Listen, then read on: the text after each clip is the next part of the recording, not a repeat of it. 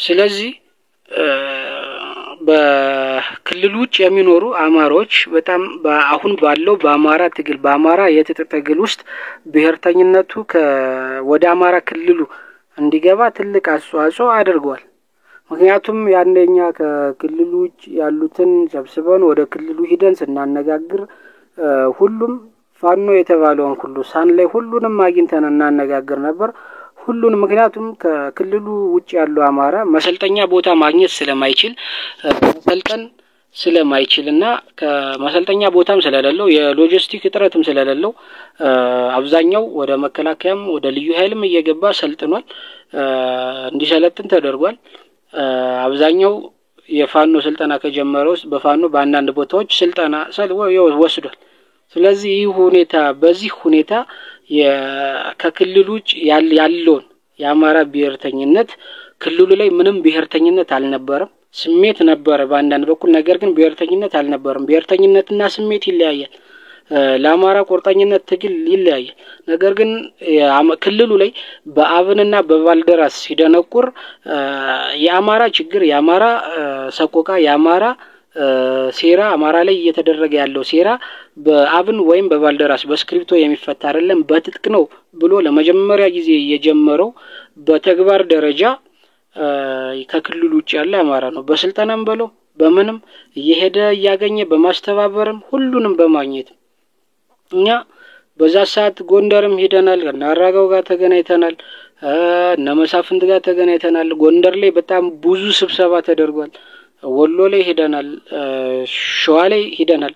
እኛ ያንን በመንሰራበት ሰዓት ምር ያልነበረም ሸዋ ላይ አንድ አሪፍ እንቅስቃሴ ብሔርተኝነት በአጣዬ መውደምና በጀውሃ መውደም በነበረው ሰቆቃ ምክንያት ሸዋ ላይ የአማራ ብሔርተኝነት ልክ ከክልሉ ውጭ እንዳሉ አማራ ሁሉ የገባበት ሁኔታ ነበር። ከፋኖ በብዛት በመሰልጠን ደረጃ በመሰባሰብ ደረጃ ባለሀብቱንም ህዝቡንም ወጣቱንም ህፃኑንም በማሰባሰብ ብሔርተኝነትን ሲያስተምር የነበረ የሸዋሮቢት አካባቢ ነውና ሸዋሮቢት ዙሪያ ነው እንጂ ጎጃም ላይ አልነበረም። ጎጃም በዛ ሰዓት ዘመነ ጠል የነበረበት በላይ ዘለቀ መሳይ በበላይ ዘለቀ ስም እየተጠራ ህዝቡን የሚያታልል ፋኖ መሳይ ነው የነበረ። ከፍተኛ የሆነ በፋኖ ደረጃ ጎንደር ጠል ፋኖ እየተመሰረተ ነበረ፣ ያው ይታወቃል።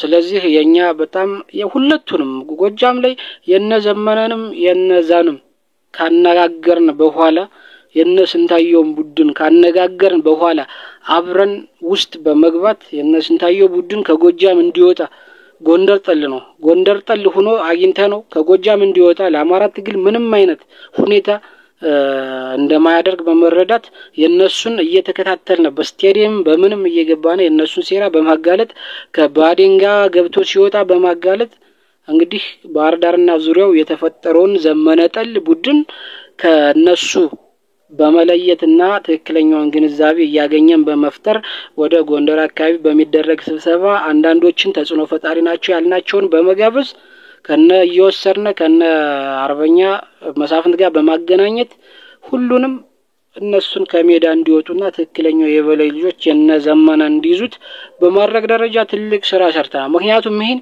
ቋሪት አካባቢ ያሉ የሚመሰክሩት ነው፣ ዳሞት አካባቢ ያሉ የሚመሰክሩት፣ ባህር ዳር ዙሪያ ያሉ የሚመሰክሩት ነው። አሁን ምክንያቱም ያኔ ዘመነ ጠል ነበረው፣ እነሱ ዘመነን አይወዱትም ነበር፣ አንድ አልነበሩ። ምክንያቱም ከዘመነ ጎን የነበረችው ያኔ ቲና ነበረች። ቲና በላይ ከዘመነ ጎን ነበረች። የቲና በላይን ስም በጣም ሲያጠፉ ነበረ።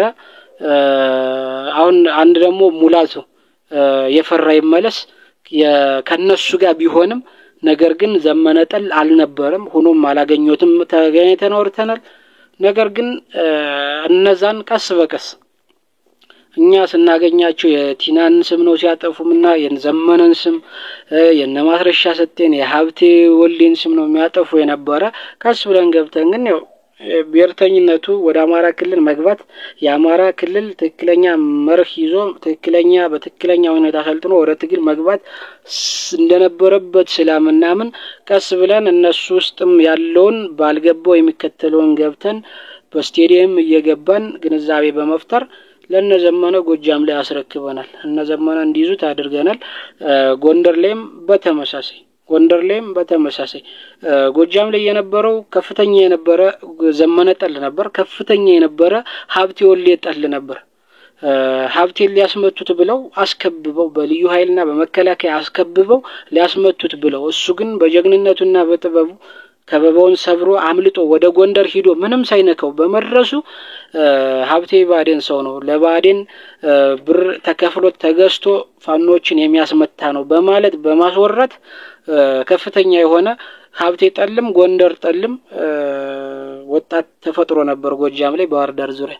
ነገር ግን እኛ ውስጥ ለውስጥ እነሱን አንዳንዶችን ወደ በፋሲልና በባህር ዳር ከነማ ወደ አዲስ አበባ ሲሄዱ አብረን አግኝተን ስቴዲየም ውስጥ አግኝተን ስቴዲየም ውስጥ ሁሉ የታሰሩበት ሁኔታ ፈጥረን ይህንንተን ብለን ብሔርተኝነቱንም ሁሉንም ከነዛ ሰዎች አውጥተን ወደ ትክክለኛው በማስገባት ደረጃ አሁን ፋኖ ውስጥም ያሉት የሚመሰክሩት የሚናገሩት ነገር ነው። ስለዚህ ይህ ሁሉ ዋጋ የተከፈለበት ይህ ትግል እዚህ ደረጃ የደረሰው ከክልሉ ውጭ ባሉ አማሮች ትልቅ ሚና አለበት። ይህ ነገር ደግሞ በብሔርተኝነት አሁንም ወደ ክልሉ ብሔርተኝነት በሚፈለገው ደረጃ በጠላት ደረጃ አልገባም፣ መግባት አለበት። ይህም ደግሞ ክልሉ ውስጥ ያለነው የሚኖር አብሮ ተባብሮ እንግዲህ ብሔርተኝነቱን አሳድጎ የአማራ ፋኖ አፋብሃም ያሸንፍበትን አማራ ያልሆነ ሁሉ ከትግሉ የሚወጣበትን ሁኔታ ከአማራ ትግል ከፋኖ ትግል አማራ ያልሆነ ሰውና ባንዳ ሁሉ ተጠርጎ የሚወጣበትን ሁኔታ አንድ ሆነ በአንድነት የመፍጠር የማስተባበር ግዴታ አለብን። ምክንያቱም አሁን መሪዎቻችን ተመርጧል። የአፋብሃ መሪዎች 13ቱ ኮማንድ ተመርጧል። 4ቱ ወሎን ጎጃም ወሎ የሚመራው ምሬ ነው። ሸዋን የሚመራው ኢንጂነር ደሳሌ ነው። ጎንደርን ሀብቴ ወልዴ ነው። የሚያሰለጥነው ሳሙኤል ባለድል ነው። ጎጃምን እናስረስ ናቸው፣ እነ ዘመነ ናቸው፣ እነ ዝናቡ ናቸው። ስለዚህ ከነዚህ ውጭ መሪ የለም የፋኖ መሪ።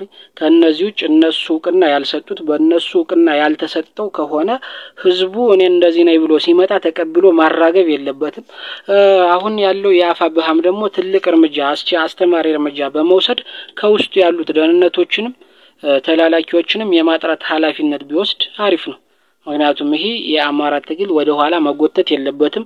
የአማራ ትግል ከዚህ በበለጠ ተጠናክሮ ገዝፎ መቀጠል ነው ያለበት እንጂ የማንም ውሻ መቀለጃ መሆን የለበትም። የማንም ከፋፋይ አፉን መክፈቻ መሆን የለበትም። የአማራ ፋኖ ክልል ውስጥ የሚያገኛቸውን ሰርገው ገብተው ሲሰልሉት ያገኛቸው ላይ ከፍተኛ የሆነ የማያዳግም እርምጃ በመውሰድ ህልውናውንም የአማራን ህልውና ማስጠበቅ አለበት። ምክንያቱም የአማራ ህዝብ ኃላፊነቱን ለነሱ ሰጥቶ ነው የሚደግፈው። ስለዚህ ይህን ኃላፊነት የመጠበቅ አለባቸው። ይህን ደግሞ እኛም እንደ ህዝቡም የመደገፍ በሚዲያም ደግሞ አንድ ሆኖ ህዝብ እነሱን የመደገፍ ግዴታ አለብን።